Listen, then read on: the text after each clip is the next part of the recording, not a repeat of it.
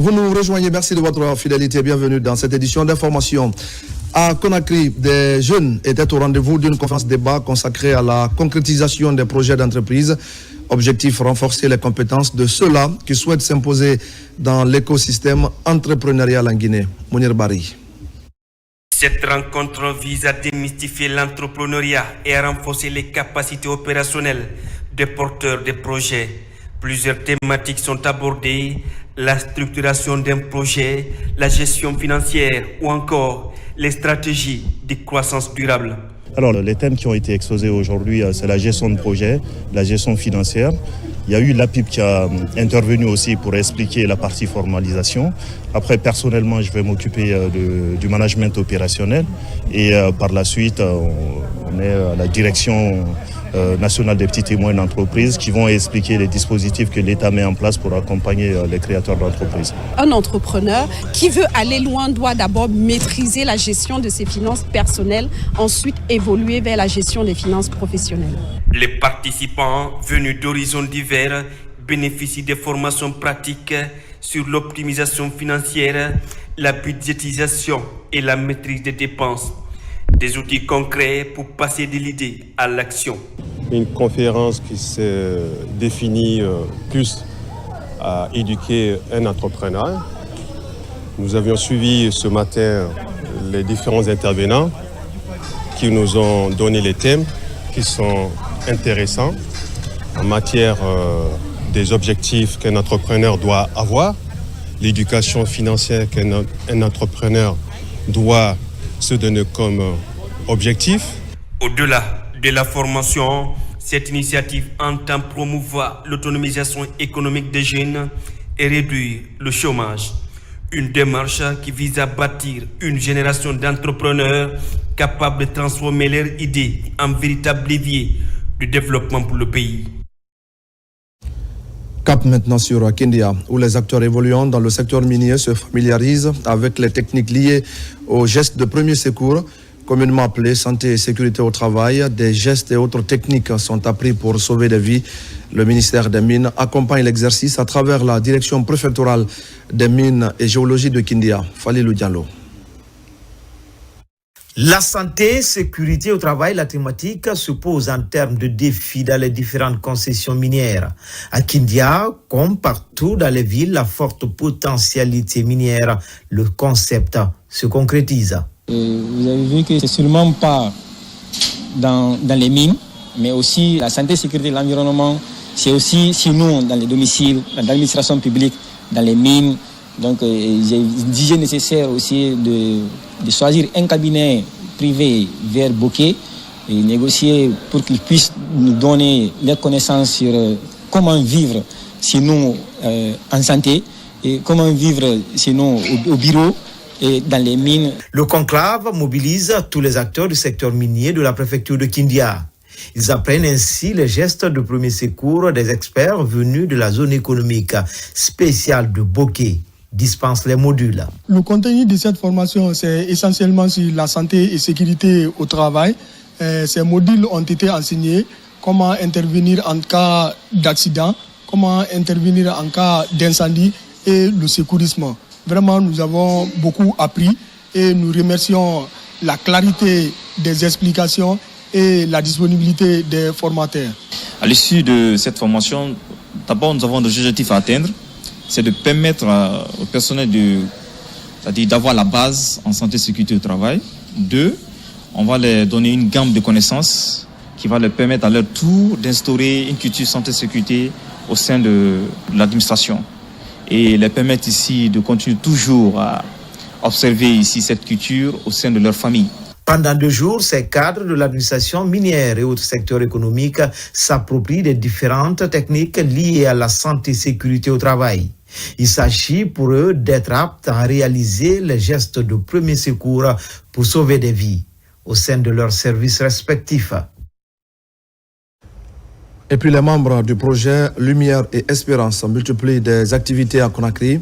Ce sont des initiatives qui visent à sensibiliser les femmes du secteur informel pour qu'elles participent à la campagne de dépistage pour lutter efficacement contre le cancer du sein. Mikine Moussa Kamara et Bintia Kondé. La campagne Octobre Rose rappelle l'importance du dépistage organisé pour lutter contre le cancer du sein. Les responsables du projet Lumière et Espérance se mobilisent aux côtés des partenaires institutionnels, associatifs et des professionnels de santé pour sensibiliser, informer et inciter à la participation au dépistage. Parce que nous sommes des jeunes qui ont des professionnels, des universitaires, on a décidé de se donner la main, mais on a décidé de surtout parler dans nos langues naturelles, dans nos langues vernaculaires, le malinké, le soussou, le poulard, le kissi, toutes les langues qui peuvent être parlées en Guinée. On a décidé de mobiliser les jeunes qui peuvent parler ces langues-là. Il n'y a pas de barrière ici. On est tous des Guinéens et nous sommes venus pour faire sensibiliser nos mamans afin de se faire dépister. Pour mieux toucher sa cible, ces initiatrices se sont rendues au marché de Matoto pour expliquer la teneur de leur sortie. Le marché de Matoto, c'est déjà l'un des marchés les plus enclavés de la capitale. C'est très dense dedans, il y a assez de femmes. Et c'est le marché où la majorité des gens qui y travaillent dedans, qui ont leur service, c'est des femmes. Et c'est des femmes qui sont très difficiles d'accès parce que c'est des femmes qui doivent aller vendre le matin et revenir le soir préparer à la maison. Donc si tu as un emploi du temps si chargé que ça, tu n'as pas le temps d'aller dans les centres pour te faire dépister. Donc nous, on a décidé de venir vers elles, de venir leur sensibiliser pour dire que c'était le moment d'aller se faire dépister. Octobre Rose est une campagne annuelle mondiale de communication destinée à sensibiliser les femmes au dépistage du cancer du sein et à récolter des fonds pour la recherche. Parlons à présent du processus de validation de la nouvelle version de la contribution déterminée au niveau national de la Guinée. Le document constitue le principal canevas d'identification, d'exécution et de contrôle des efforts du pays dans la lutte contre les émissions de gaz à effet de serre. Il s'agit aussi d'évaluer les efforts fournis dans les capacités d'adaptation des communautés impactées par les changements climatiques. Mohamed Alpha Baldé. Pendant que la COP30 approche à grands pas, la Guinée rehausse ses ambitions climatiques. Le pays valide sa contribution déterminée au niveau national dans sa version 3.0. Le document constitue le principal outil permettant d'identifier et de mesurer les efforts du pays dans la lutte contre le réchauffement de la planète. Le travail a permis à la Guinée de connaître que nous, on était déjà en avance par rapport à la mise en œuvre de la CDN. Il y a eu assez d'engouement autour de la révision de la CDN. Nous voudrons aussi que les engouements continuent dans la mise en œuvre pour ne pas que ce soit le cas de la CDN 2. Le changement climatique est certes un défi global, mais c'est aussi une opportunité pour repenser nos modèles de développement, d'investissement et de solidarité. La CDN 3.0 ne se limite pas à des engagements techniques. Elle porte une approche intégrée, articulant atténuation, adaptation et inclusion sociale. La Guinée, qui demeure un pays incontournable dans l'équilibre climatique de la sous-région, est dans une dynamique de développement durable dans plusieurs domaines, comme les mines, l'agriculture et l'énergie. À travers l'exercice qui nous réunit ce jour, la République de Guinée entend démontrer son leadership en matière de climat et renouveler son engagement pour une CDN 3.0 ambitieuse, à la hauteur des enjeux et des objectifs de développement durable portés par le programme Simandou 2040. Je veux aussi rappeler notre volonté de faire avancer plusieurs réformes figurant dans la feuille de route climatique de la Guinée. Avec la validation de cette nouvelle CDN, la Guinée traduit ainsi en actes concrets ses engagements internationaux en matière de climat. Une session de formation vient de réunir les principaux acteurs des communes et du gouvernorat autour de la gestion et de la valorisation des déchets. Le programme est piloté par l'ANAFIC. L'objectif est de renforcer les capacités locales pour une meilleure gouvernance environnementale. Marwan Kamara.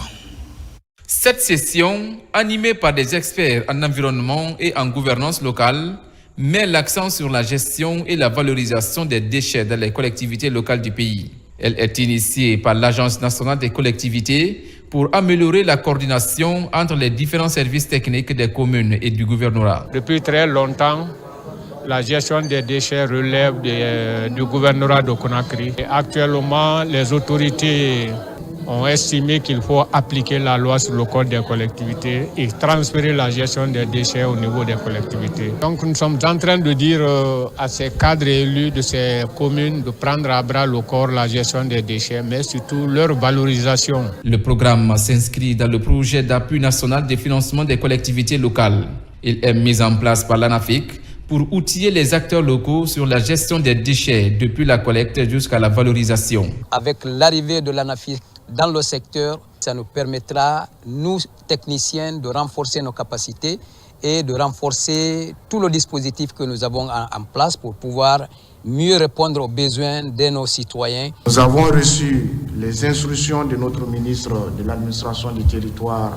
Ce ministre aussi a reçu des orientations du président de la République de tenir cet atelier pour vous doter de ces outils. Il veut que l'assainissement au niveau de Conakry soit la priorité de tout le monde. Et pour cela, on doit tous être prêts. On doit tous accompagner cette politique. Au terme de cette formation, les participants repartent avec de nouvelles compétences et des outils opérationnels. Une étape importante vers une gouvernance environnementale plus efficace pour répondre à un besoin urgent de professionnalisation du secteur. Et c'est la fin de ce journal. Merci à tous de l'avoir suivi et je vous retrouve tout à l'heure à 20h30 pour un nouveau point sur l'actualité de la Guinée, notre paradis, terre de richesse et d'innovation. À tout à l'heure.